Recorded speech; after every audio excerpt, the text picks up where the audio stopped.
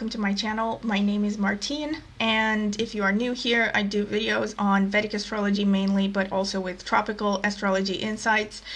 And I focus on both relationship and natal astrology. And if you like this kind of content and you would like to see more videos from me, please like, subscribe, hit the notifications bell. And if you're interested in a personal consultation, please email me at the email address that I will leave in the video description. Thank you. And first of all, don't panic if you were expecting another transits video. I do plan on continuing with that series. The next one will be Gemini, because that's the next sign that I extracted from the magic bowl of tickets. And I hope to make it this week, hopefully in a few days. But I really wanted my first video for 2021 to be something on relationships, because I haven't made one of these videos in a long time, and there have been several requests for several topics, so I gotta keep the audience happy. And also, Happy New Year, by the way. Let's hope this year will be better than the last one. But don't forget that the Chinese New Year is in mid-February, so technically we are still in the year of the metal rat. Right. But I digress. So today's video is going to be about a topic that was requested several times throughout many months and all this, and namely it is the sun-moon aspects in synastry. And when I say synastry, I mean both aspects between two individual charts as well as the composite chart, because I did mention that I look at some aspects of tropical astrology as well, and the composite chart is definitely one of them that is worth looking at when you're looking at overall compatibility.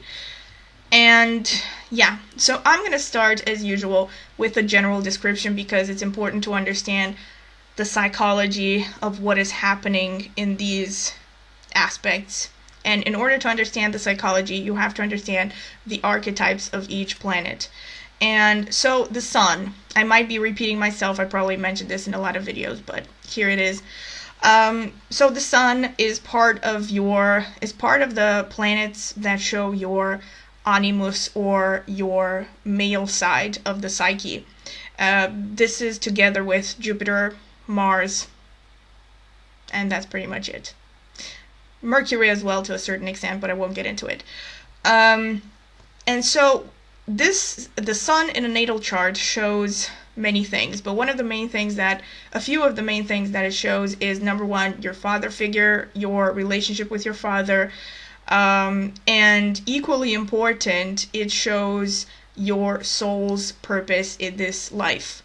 The sun is also called the original Atmakarka. You may have heard me talk about the concept of Atmakarka. The Atmakarka is in Vedic astrology the planet with the highest degree in your chart. Remember, sidereal zodiac. That's what I use. I mean, you can use tropical if you want, but it's on you. You take responsibility for any bad predictions. So I use sidereal zodiac because after 10 years or more of using tropical, I realized that sidereal is actually a lot more accurate. But I digress. So the planet with the highest degree in your chart is the Atmakarka. And of course, depending on each individual chart, you are going to get different planets that are the Atmakarka. But the sun is still one of the main signifiers of your soul's purpose in this life. So the sun, and bear in mind, number one, that the sun shows the life-giving light and heat. So without the sun, there would be no life on Earth. And the sun represents the area of your life where there is always emphasis, because it's like the spotlight is on that particular area. So for instance, if you have sun in the second house, for instance, which is the house of wealth, assets, business, family, voice, not to a lesser, actually, at the same time, it's also the house of art to some extent. So there will always be, if you have sun in the second house, no matter where your Atmakaraka is, you will always also have a lot of emphasis on second house matters. You will always be interested in maybe you're going to be a musician depending on other placements, or you're just always going to really focus on family and family ties. And the second house is more about the biological family, actually. Yeah, but again, another parenthesis. So this is the sun, right? But also, like I mentioned, it represents the male side of your psyche. So it represents reason, creativity, authority, your ability to hold authority, your relationship with authority figures. And this kind of, here is the correlation between psychology and astrology, because, those reports in psychology that say, people without fathers or with weak father figures, they tend to disrespect authority, or they tend to have more problems with authority than the people who have good relationships with their fathers. This actually goes hand in hand with astrology as well. So if you have a weak, afflicted sun, most likely the relationship with your father was not very good, and you're going to tend to disrespect authority figures later on in life. Again, another parenthesis. But another thing that it shows on a more basic personal functioning level is your ability to be rational, creative, and it also rules creative expression and your basic vitality. And from the medical astrology point of view, if you want to go that detailed, it represents the cardiovascular system and your heart. But basically, it shows your basic vitality. It's one of the main planets. I mean, Mars is also showing, but the difference between Sun and Mars is like, Mars is about raw passion and the things you desire. But Sun is more about the things that make your soul come to life. It's the things that you want to pursue from the inside. It's a more spiritual, higher level of energy. And this is important to understand because it's extremely important in relationships. I will get into that in a minute. And now for the moon. What does the moon represent? The moon is your basic emotional side, your basic emotional needs. It's one of the anima, or the female planets, together with Venus. Again, Venus, and to a lesser degree Saturn, because Saturn is also, you might think of Saturn as masculine, but Saturn is actually ruling the feminine planet of Capricorn. But anyway, but no, the two basic planets that rule your feminine side are Moon and Venus. And so the moon is extremely important, and in fact, in Vedic astrology, the moon is more important than the sun. If those of you who come from a tropical background, you probably know that in tropical astrology, it's all about the sun. This is why everybody knows their sun sign. The sun sign is the one that people know based on, the zodiac sign that changes every month, and that's the one that people know. In Vedic astrology, it's all about the moon. So the moon in Vedic astrology rules the mind. It rules your basic temperament, as well as showing your basic emotional needs, your intuition, your ability to be nurturing, what you need in order to feel nurtured, the way you show emotion, how much emotion you show. Did I mention intuition? I think so. Intuition is a big one. It's extremely important. So things that have to do with the really feminine side of your psyche are ruled by the moon. But also just your basic temperament and what you need. And this is really important because your needs are obviously important in a relationship. And it also represents the mother and your relationship with your mother. And I also kind of touched upon this subject in the video I made about serial killers. I also talked there about aspects to the moon and how an afflicted moon can create instability in a person and can lead to all kinds of, bad personality traits. Parenthesis. You want just an idea, you might want to check out that video. So anyway, this is what the basic significations of these planets are. And what do they mean in synastry? Obviously, with the conjunction, with the easy aspects,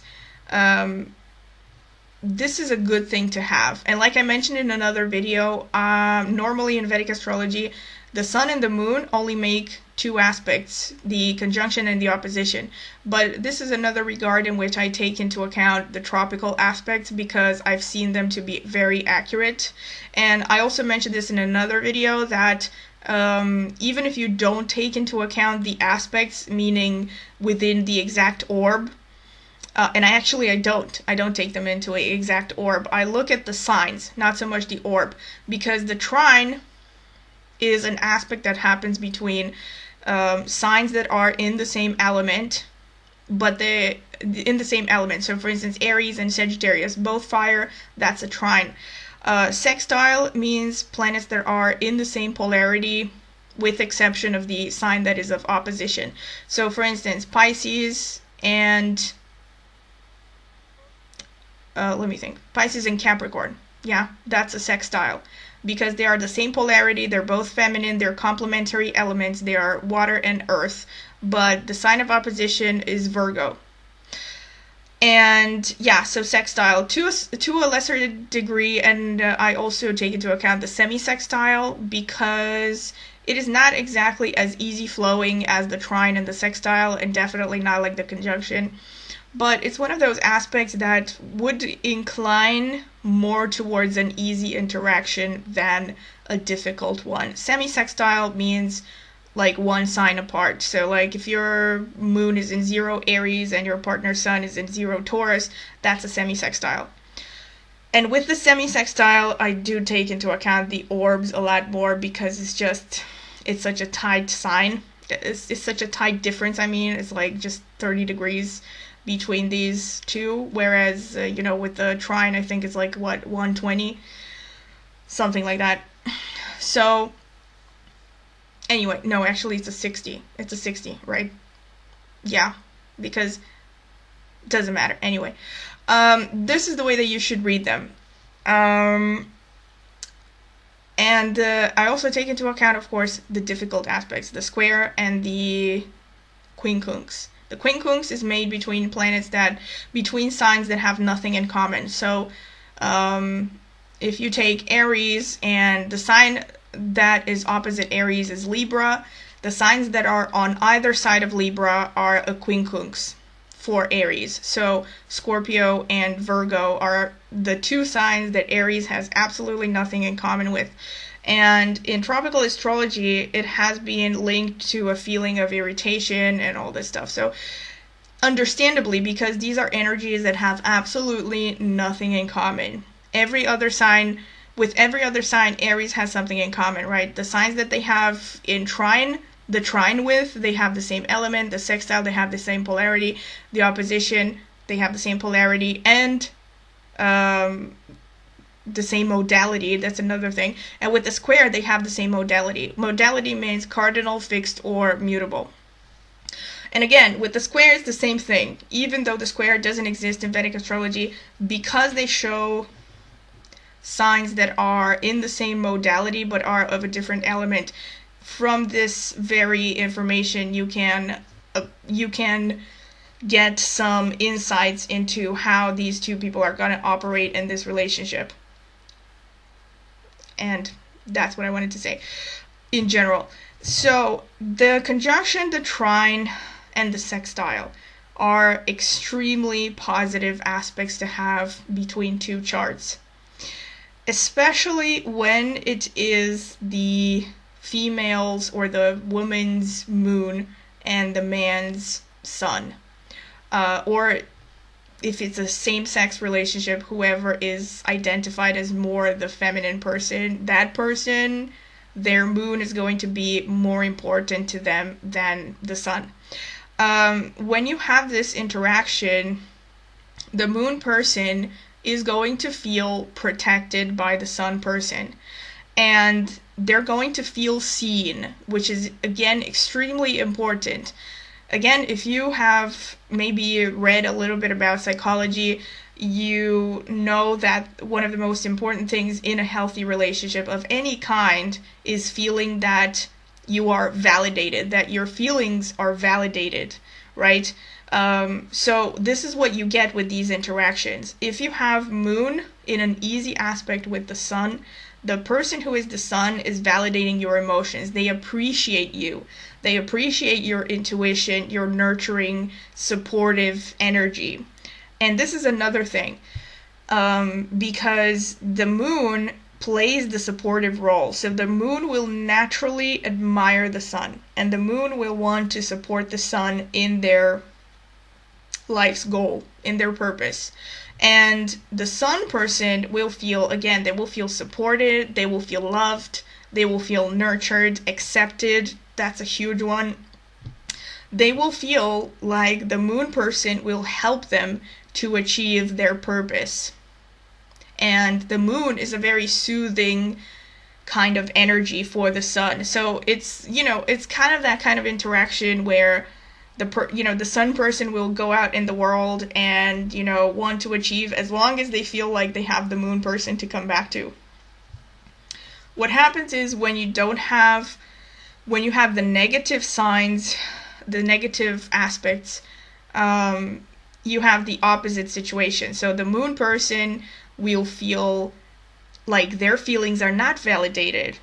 This, for instance, can be a situation where, the moon person says something like, I don't know, I feel anxious about moving to a new city.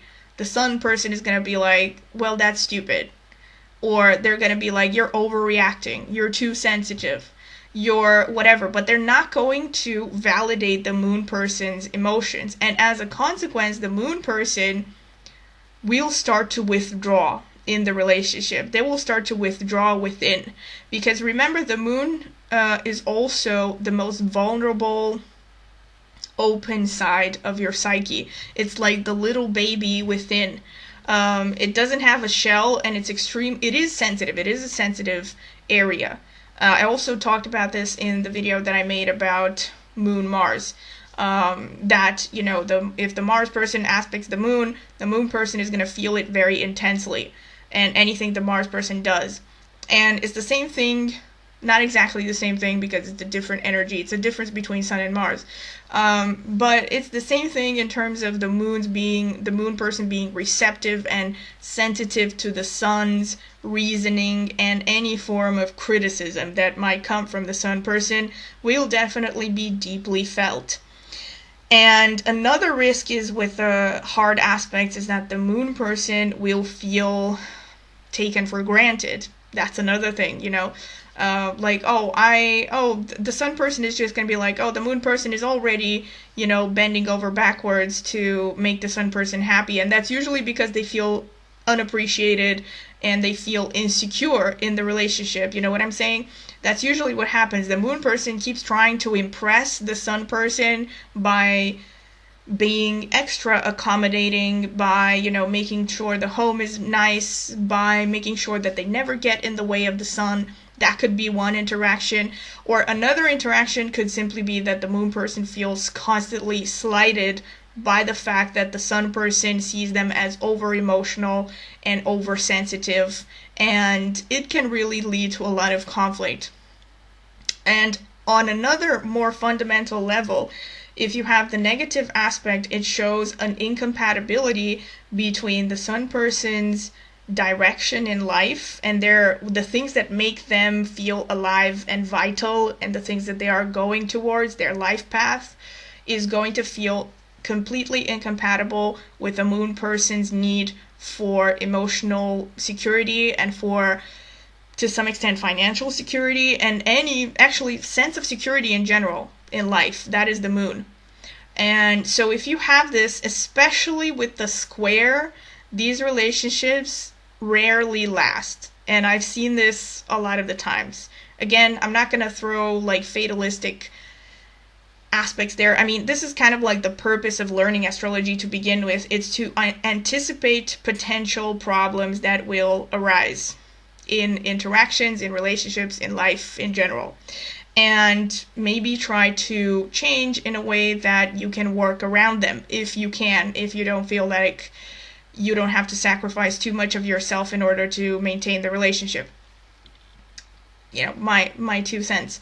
Um, but yeah, this is what happens. So like the moon person, when you have the hard aspects, so when you have the opposition, the square, the quincunx, but especially with the opposition, especially with the square and the quincunx, there will be constant irritation, and there will be, what happens a lot of the times is a growing distance between these two people, because like I said, the moon person will not feel secure, they will not feel emotionally secure, emotionally validated, and they will continue to draw inwards. Because if every time you voice your opinions, and remember that the moon is also your basic temper and your mind, and so if every time you voice your needs, your opinions, your feelings, your whatever, the sun person will hit you with their cold, hard logic, and they'll be like, we need to think rationally now, stop being so emotional, stop crying about the fact that you found the dog dead in the yard. We need to think about where to bury him, or like to get a vet to give us the cause of death or something. You know what I'm saying? That kind of thing. But the difference between, like, for instance, Venus, Mars, or the difference between the animus and anima side that the sun and moon rule, when compared to Venus and Mars, is that the sun and moon are much more of a spiritual energy. And this is not to say that, meaning that, this particular aspect, for instance, will not say much in terms of physical attraction, but it is nevertheless extremely important in synastry, because, of course, especially for women, and especially if the woman is, actually, it doesn't matter in any case, so either if the woman is the sun or the moon, these aspects are very, very important, because for a woman, biologically speaking, they need to feel secure and they need to feel safe in a relationship in order for that relationship to thrive and to make them feel like it is worthwhile. So it's definitely important when you're looking at things like marriage and children. These aspects are really important for long-term compatibility, because it's how you interact on a basic fundamental level, how your male and female sides interact, the sides of your consciousness, psyche, temperament, however you want to call it. So yeah, where was I? Yeah, so I was talking about the difficult aspects. The opposition is a little bit better than the square and the quincunx, because the opposition is, like I said, so two signs that have the same polarity, so they're either both feminine or masculine, and they also have the same modality, so they're either both cardinal or fixed or mutable. And it is a little bit better because there's that seesaw effect of, like, let's say, both the moon and the sun are giving something and they're getting something in return. So there's more of a balancing act there. Like, let's take, for instance, I don't know, let's take Pisces and Virgo just off the bat. Pisces, is going to be emotional, sort of scattered, kind of chaotic. They're going to be, focused on belief, on intuition, on seeing the big picture. They're generally going to be optimistic. They're going to be focused on religion, on spiritual things. Virgo is going to be, and also Pisces is going to be very creative. Virgo is going to be analytical, scientific, focused on science, focused on everyday pragmatic things. Pisces is going to be their heads in the clouds and all that. So they're kind of they're going to be balancing each other out, because each of them is going to get something from the other that they need. So Virgo is going to learn to loosen up from Pisces, and Pisces is going to learn how to be more structured in everyday activities, how to be more responsible, and not to spend all day with their heads in the clouds. But if you take, for instance, the square, so you have, let's say, Pisces and Sagittarius, this is a lot more difficult, because both of them are broad-minded, but they have totally different ways of expressing their energy, because one of them is water, the other one is fire. One is very introverted, namely Pisces. Sagittarius is fire, and they're very extroverted. Pisces will want to stay in isolation for long periods of time. Sagittarius wants to go out and explore.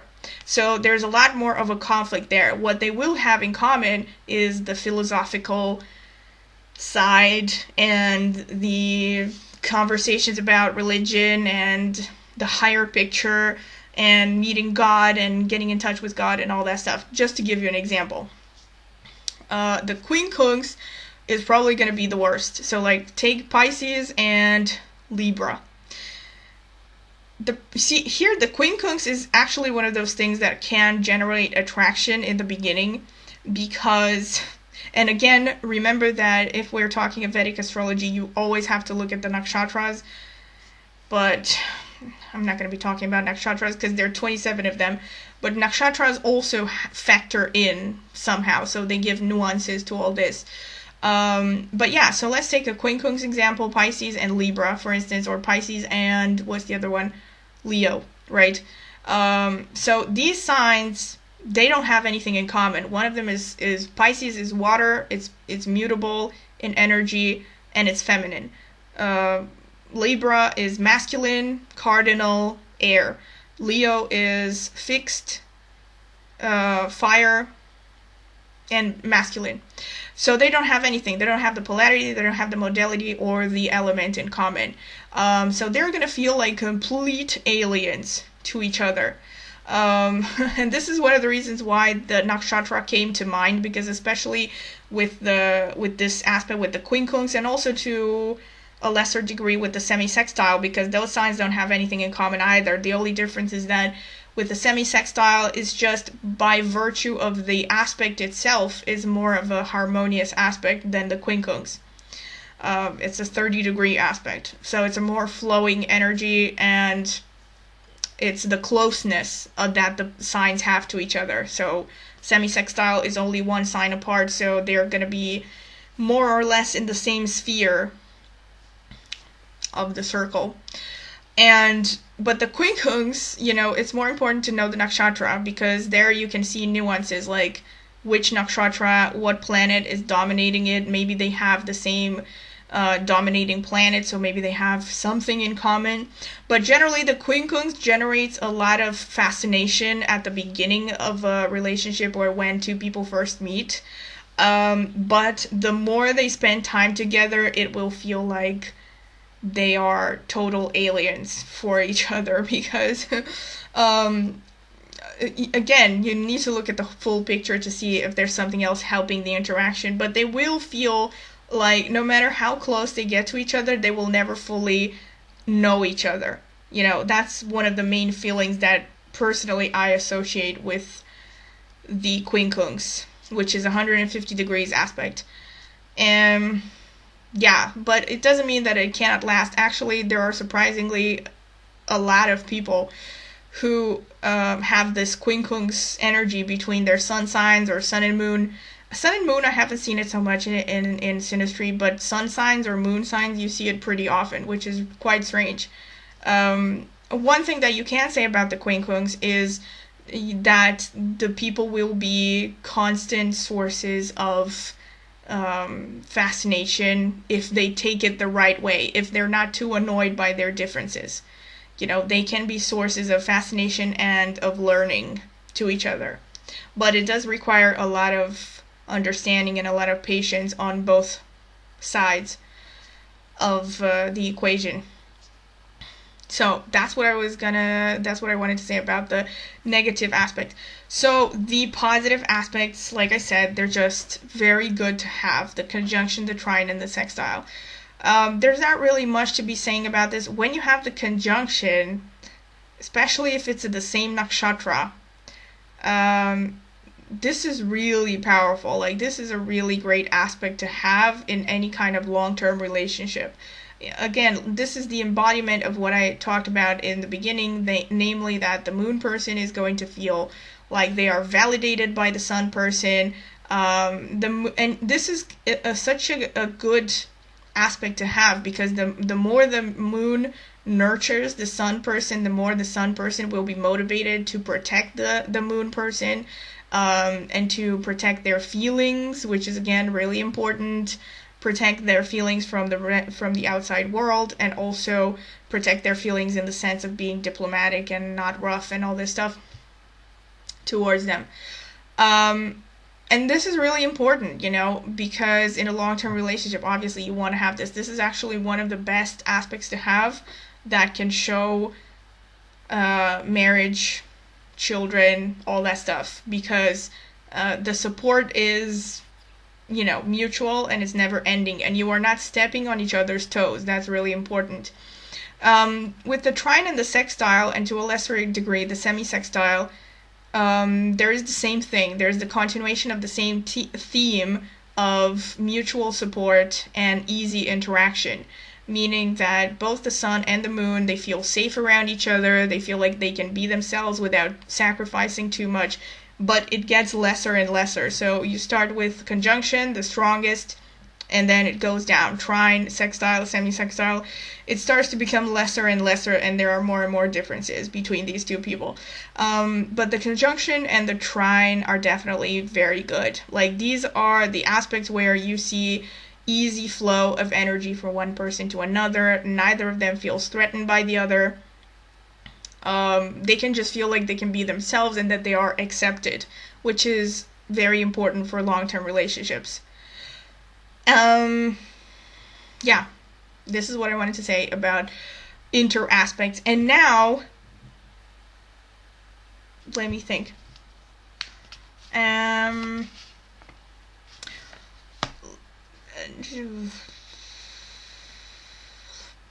Yeah, and another thing that I wanted to say, because I had to check my notes here,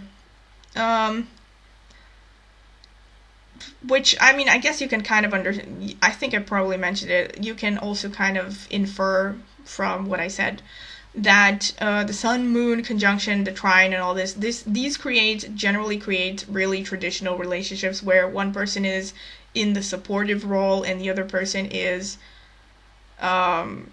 more of the one that goes outside and provides for the supportive person. So the sun person is going to be the protector and the provider. But it's not strictly like this. And especially when you see mutual, when you see double whammies, like, those are the best scenarios. So, like, if you see somebody with, if you see a couple that have mutual easy aspects between sun and the moon right off the bat, you know that this is going to be a pretty good relationship. I mean, obviously you have to look at other aspects as well. I don't know if these aspects alone can counterbalance a lot of the negative aspects that can exist between two people, but these will definitely produce a sense of safety and security in the relationship. They will both feel contained and happy, and that they're getting their basic spiritual needs met. And it's definitely great for people that want to start a family. And when you have the scenario of one person's moon, let's say, makes an easy aspect to the other person's sun, but their moon is making a hard aspect to their sun, so it's not a double whammy. You have both the negative and a positive aspect. This can kind of go either way. Like, you will have the person who is the moon person. I mean, you have both scenarios that I have described previously at the same time, except it's going to be, one person is going to be the moon. So let's say if a person's sun is conjunct the other person's moon, they will feel supported, they will feel, nurtured, and they will appreciate the moon person for that.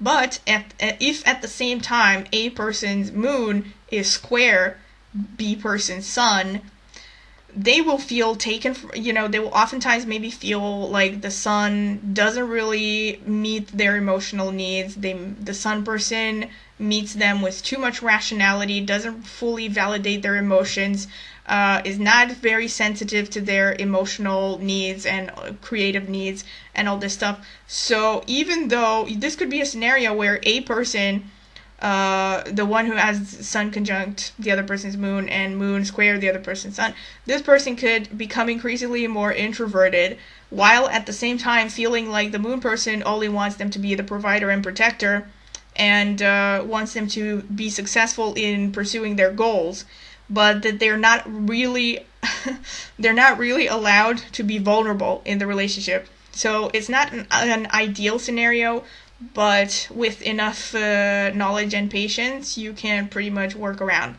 a lot of stuff. So take these things into account. And right, so that's pretty much what I wanted to say. Another thing that I did sort of want to mention, but again, I guess it could be implied by what I said so far, is that if you have a scenario where the woman or the person who identifies as more of the female person in the relationship is the sun, and the man is the moon, and the woman's moon doesn't feel supported by, doesn't have to be a negative aspect, but like maybe they don't have any aspect, or I don't know. Basically the woman is playing the sun, and the moon, the Mars is playing the moon. This could be frustrating for the woman. And this goes hand in hand to what I said from the beginning. It's that women, no matter how independent and feminist they might be, generally want men who are able to play the provider and the protector. And if she is the one that is the sun, they might feel like, you know, the moon person, the man in the relationship who is the moon person in this aspect, they might feel like this person is very supportive, you know, they're ready to cook and clean for them, or they're accommodating, they're nice, but that they're still gonna feel like they have to pull most of the weight in the relationship. So like, you know, of course you'd also have to look at individual aspects, but my intuition is generally, when I see this and it's one-sided and the woman is the sun and the man is the moon, it doesn't play out as great when it's the opposite situation. Or so like when the woman is the moon and her moon makes an easy aspect to the man's sun, because that's the scenario where, you know, the woman's gonna feel protected and safe and secure and all this stuff. But obviously it depends on the full synastry and composite chart aspects and all this stuff. And yeah, that's pretty much what I wanted to say about inter-aspects. I will talk about examples at the end. I have a few examples, not too many, because this is going to be a really long video anyway. And now to talk about equally important sun-moon aspects in the composite chart. I would say actually that sun-moon aspects in the composite are even more important than in mutual inter-aspect, in inter-chart aspects, because in the composite chart, and remember the composite chart is the relationship as an independent entity, and the way it's calculated is you take the midpoint between each person's planetary position. So like if your sun is in 0 Aries and your partner's sun is in 0 Gemini, there's a 60-degree difference between these signs, right? Because from 0 Aries to 0 Taurus, there are 30 degrees. From 0 Taurus to 0 Gemini, another 30 degrees. And you divide this by 2, and then you get the midpoint between these two planets, which falls into exactly 0 degree Taurus. This is how you calculate them. And this is also the reason why, and I mentioned this in another video, I don't really mention a lot of examples in composite charts, because I have to actually calculate the placements. There are, you know, for famous couples, you can find a lot of composite charts online, but all of them are through the tropical zodiac, and I use the sidereal zodiac, so I have to calculate them separately, because the placements will not be the same most likely if you calculate them from the sidereal zodiac point of view. Parenthesis. End of parenthesis. So in the composite chart, it's pretty much a continuation of what I presented earlier, except here it's not between one person's sun or one person's rational masculine side and another person's moon, which is the feminine, introverted, emotional side. Here in the composite, it shows the sun and moon show how you work as a union. So it simultaneously shows, the sun simultaneously shows both of your masculine sides, and the moon shows both of your feminine sides, and it shows how well is this relationship going to fulfill both of your emotional needs. This is why, and also there was a lady who commented not long ago about me making, asking me to make a video about red flags or something like that, or in a relationship, and got me thinking. I haven't gotten to reply to her, but it got me thinking about this. Is one of the red flag aspects that I would look for is definitely hard aspects between sun and moon in the composite chart, and not just sun and moon, but especially hard aspects to the moon. So if the moon in the composite chart doesn't have easy aspects, doesn't have good aspects, that relationship is going to be unfulfilling. No matter how much is going on that is positive in that relationship, the relationship will feel empty inside. Like there will be a coldness between people if they don't have positive, reinforcing, easy aspects to the composite moon. I've seen this a lot of the times, and I also, speaking of the composite, I also recommend that you see the video I made about Sun-Mercury conjunctions. That's another sensitive topic with regards to the composite, and I also go into depth there. Maybe it will give you a bigger, better overview of how important the composite chart is and the aspects in the composite chart. So the composite chart it's the relationship as an independent entity. It's how your energies mix together and how well do they mix together.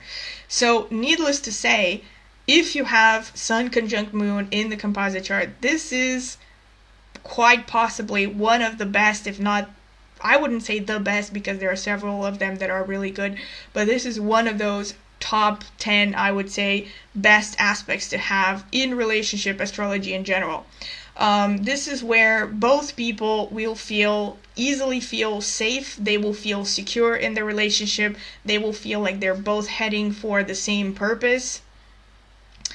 The moon representing, the subconscious, the emotional needs. It also represents fertility in a composite chart. And good aspect between sun and moon shows you're going to be balanced together. You're going to be able to take care of children together. There will be this easy flow between you. You will never step on each other's toes. And there will be an almost kind of psychic understanding between you two, where you will just naturally do what is right for the other person. So basically it shows that the inner workings, the inner subconscious of your relationship is at peace. There is no inner conflict between your rational masculine side and your feminine emotional side. This, of course, if there aren't hard aspects from other planets. Like if you have Mars square Moon, there's going to be some hindrance there. But even if you have Mars square Moon and Sun, the fact that you have the conjunction might actually be powerful enough to overpower that. And I've seen this a lot. Like I've seen this in relationships that last for a long time, this conjunction. Also, to a lesser extent, like I've mentioned in inter aspects, the trine and the sextile. You want to see this. And to an even lesser extent, the semi-sextile. But especially the conjunction, the trine, and the sextile. These aspects, if you see them between the sun and moon in the composite, definitely a major plus for this relationship. It shows that the relationship, it will be mutually fulfilling for both people. And also great aspect to have with somebody that you want to start a family with. And let me see.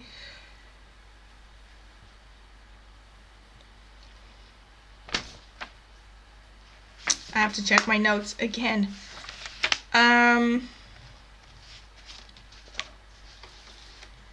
So negative aspects in the composite chart. Yeah, negative aspects. This is, like I said, it's one of the more negative things to see in the synastry. When I see, you know, the square, again, nothing is like set in stone. Like, for instance, actually, I haven't checked this, and it would be interesting to check, but according to tropical astrology, I think Prince William and Princess Kate have the square, and it would be interesting to check this because I'm not sure if they will still have the square if you calculate their charts from the sidereal point of view. I should have thought about this before. Anyway, scratch it. And the reason I mention this is because I've actually heard, or I've read a long time ago, some astrologers saying stuff like, you know, sun square moon in the composite is not that bad because Prince William and Kate have it. Now, I don't know, they might have it, they may not have it, but in my experience, when you see the sun square moon, this is a pretty bad one to have. And the opposition to a lesser extent. If you have the opposition, it can work. Because, again, it's like the opposition in the in inter aspects, like I mentioned before. So with the opposition, it's easier to reconcile both the sun and the moon sides, but there will still be an inner conflict there. So there will still be some friction and stepping on each other's toes and possibly arguments and all this. So it will still not be an easy interaction. But with the square, it's a really bad one to have. Oftentimes what it shows is, it shows that your rational, you know, masculine side is not going to be compatible with your emotional side. So, you know, the right hand doesn't know what the left hand is doing, that kind of thing. So there will be like an inner sense of disharmony. Some descriptions that I read a long time ago said something like, I think sun square moon in composite chart shows fundamental differences between two people's upbringings. That could be something.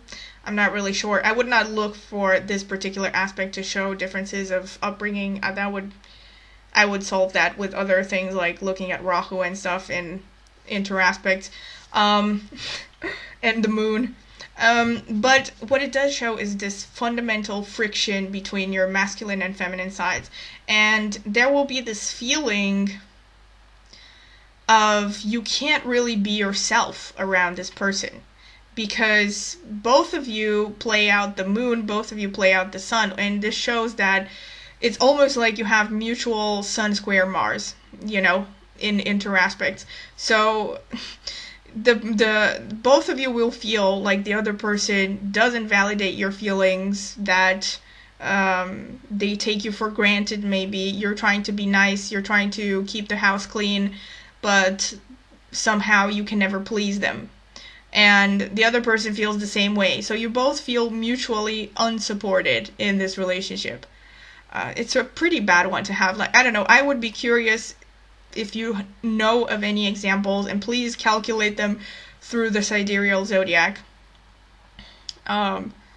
Please let me know in the comment section if you know of any long-term successful relationships with the sun square moon, because I am really curious. And yeah.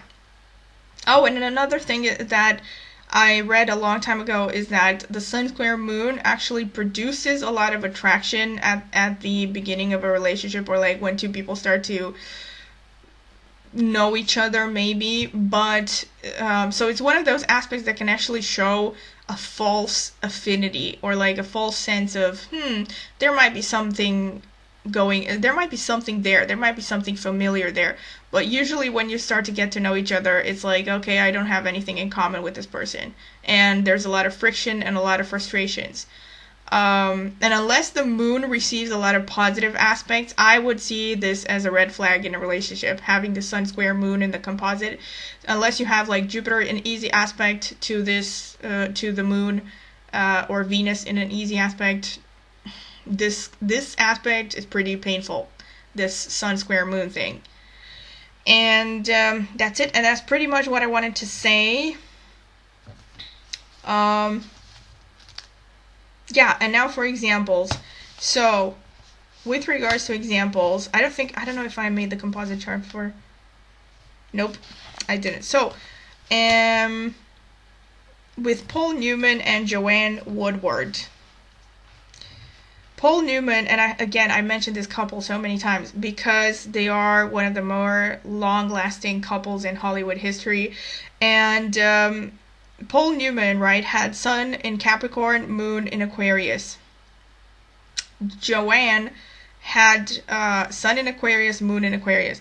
So they have mutual Sun conjunct Moon, and it's his Moon and her Sun. And they have Sun and semi-sextile Moon. So his Sun is semi-sextile, her Moon.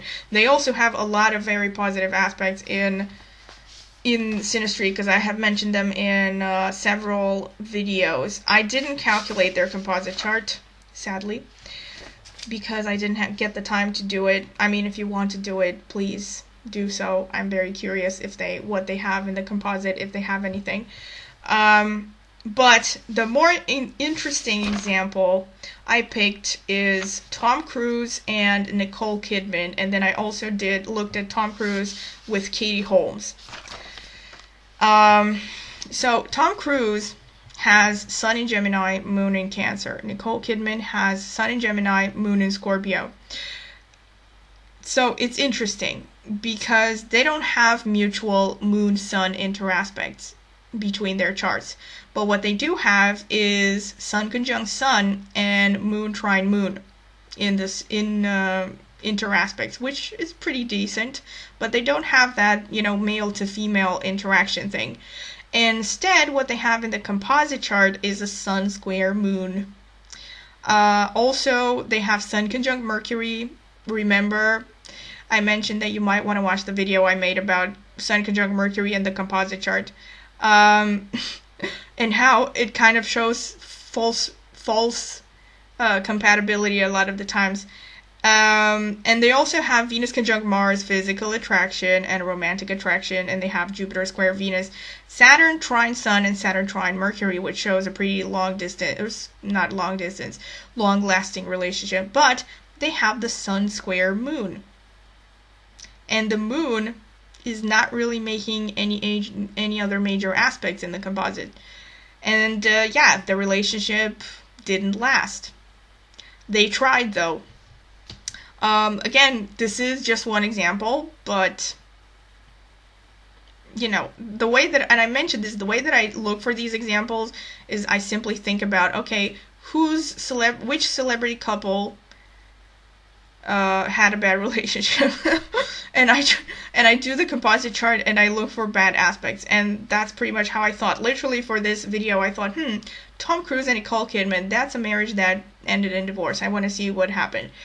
Of course, his marriage with Katie Holmes also ended in divorce, I think, if I remember correctly. But at the end, I'm going to be talking a little bit about Tom Cruise himself, because it's pretty interesting. Tom Cruise and Katie Holmes he has Sun in Gemini, Moon in Cancer, right?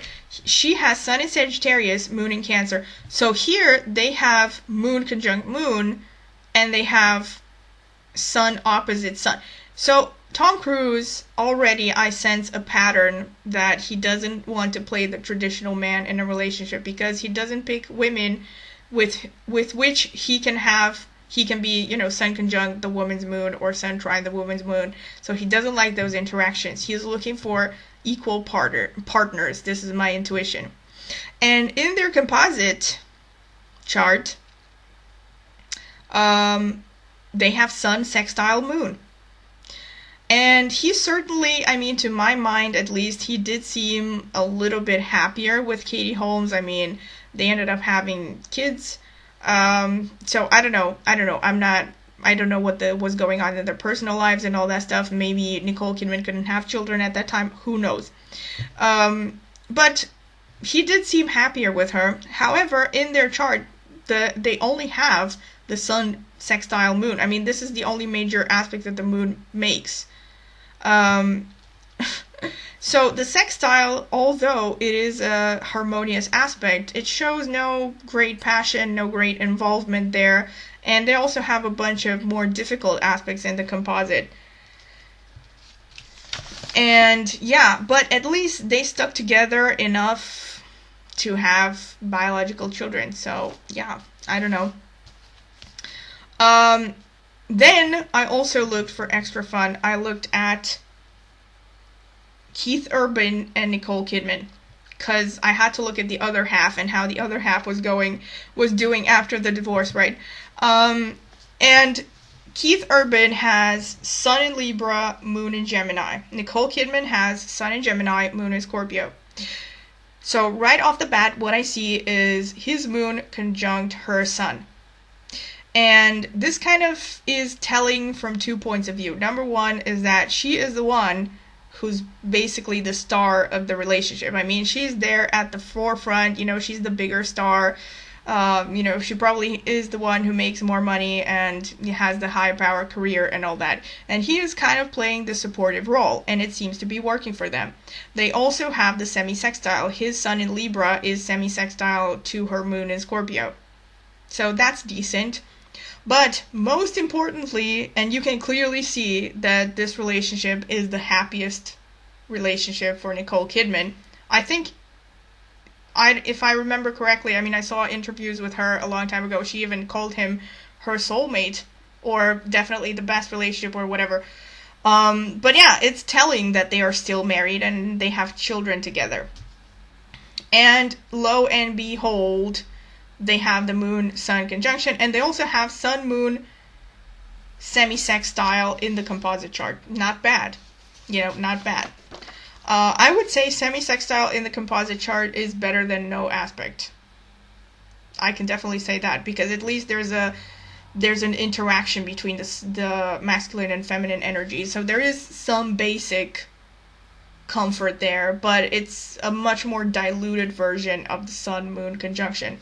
And now, for the thing that I promised, is that the funny thing that I couldn't help but think, Tom Cruise seems to be having issues with relationships. And in lieu of the question of, red flags.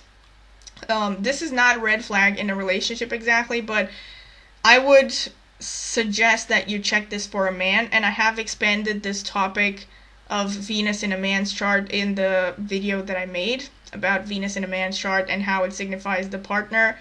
I think it's called Venus Good or Bad Wife or something like that. You can find it on I think it's in the relationship video list. This is something that you want to look at, because see, Venus is debilitated in Tom Cruise's natal chart, and I did mention there, so Venus is debilitated in Cancer, Leo, and Virgo. For a man, this shows that they will never fully be fulfilled with any particular relationship. And I think I even mentioned in that video that, and I didn't even look for Tom Cruise, I think, for that video, so this stood out to me, that he has issues with relationships. So, I said in that video that you will see a bad Venus in the charts of men, where even, these Hollywood types of men, that they can have the most gorgeous women, they can have the gorgeous wives and girlfriends and all that stuff, and they are still miserable in relationships. They still, jump around from one relationship to another, they get divorced and all this stuff. Now, some of them probably, maybe they do it for fun, I don't know, if they're very promiscuous or whatever. But a lot of them, if you see the Venus is debilitated, it will simply show that this man, because of his karma, will always experience some kind of frustration in relationships. And because he experiences frustrations, he will feel the need to change partners or cheat in relationships. And furthermore, his Venus situation is made worse by the fact that it is opposite Saturn, conjunct Rahu, and conjunct Moon. I also mentioned in that video that Venus conjunct Moon in a man's chart makes him either focus entirely on himself in a relationship or focus entirely on his partner and making her happy. And I just have a sneaking suspicion that Tom Cruise is in the first category. because it seems to me like he was always the star of the show in every relationship that he had, and looked for women who could play second fiddle. This is just, call it female intuition here. And this is a bad sign. So like if you see Venus conjunct Moon in a man's chart, even though these men actually tend to be attractive, unfortunately, they tend to have troubled relationships because of their extreme selfishness in relationships. And not necessarily selfishness, even in the situation where they make it all about the romantic partner, they just have a very one-sided view. So they don't function well in partnerships, in give and take relationships and all this stuff. Because in order for a relationship to work, they have to view it as a higher entity that they are a part of, and not think that it's all about me or it's all about her. And also, when you see Venus conjunct Rahu, this shows men who are kind of womanizing. Again, I don't want to curse people out, and I don't want to don't break up with your partners if you find out that they have this aspect. Obviously, you have to look at a lot of other things, but generally, and I mentioned this, I think, in the Rahu Ketu interpretation, how to read Rahu and Ketu in your chart. I mentioned this, that Venus conjunct Rahu in a man's chart can make a man a womanizer, because Rahu expands everything. So people who have Venus conjunct Rahu, they will always want more beauty, more sensuality, and especially in a man, it can literally translate into more women. Like, they want a lot of women. They get bored quickly, and especially if Venus is already debilitated, this spells trouble, And opposite Saturn is one of the things that I also mentioned in the video, I made about Venus in a man's chart, that it's one of those aspects that makes a man frustrated with his partner. It shows that they tend to attract partners that are not fully present in their lives, that are somehow depressed or absent-minded, or somehow, for lack of a better words, a little bit emotionally damaged. Or in other ways, and for some reason they cannot really fulfill the role of Venus in a man's chart the way that he would want them to. And overall, so the reason I mentioned this is just, it stood out to me that he has a pretty bad Venus in his chart. So it's probably the reason why he jumps around from one relationship to another, is because he's just constantly looking for that, perfect woman that he's probably never going to find. But, as somebody who doesn't know astrology, he doesn't. And I did mention in that video that there is a remedy for improving your Venus karma, but it is definitely not jumping around from one relationship to another. Just saying. So this is just a parenthesis, and so this was it. This was my whole interpretation. I hope you have enjoyed it, and if, as usual, if you have anything that you would like to comment, examples, counter examples, parts that you agree with, parts you disagree with, you can leave them all in the comment section.